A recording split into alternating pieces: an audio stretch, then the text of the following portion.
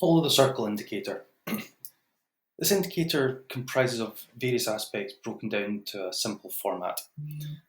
We have a combination of RSI, MACD, and Bollinger Bands, along with an EMA crossover, which has been condensed into a consolidated EMA. The exact EMA settings are kept internal. After a lot of testing, this was found to be the most profitable one. So we're going to keep that within the trading realm. Essentially, this indicator was conceived to spot early trend reversals and get in at the optimum time.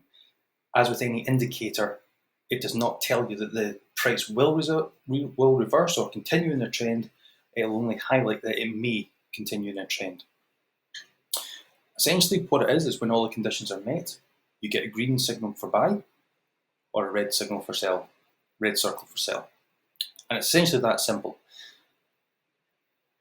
You basically get in when it's the green signal, use common sense and look left for your stop loss. So, for example, if you've taken this one here, a couple of pips below here, ultimately you would have probably been stopped out of that.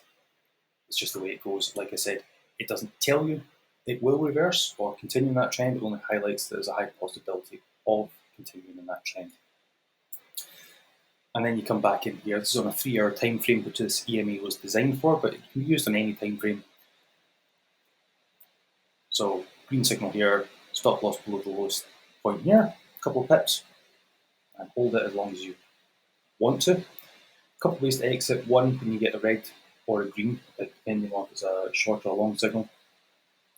If price crosses and continues below the EMA, or if you've got a preconceived idea of where you expect the price to go.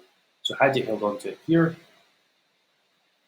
it's a significant gain. And again on the reverse. As you can see, you get an early indication that the price will reverse, or is most likely to reverse. It doesn't tell you it's going to reverse at that particular time. Didn't cross the EMA. You can see when conditions are not met, there's no circle. Again,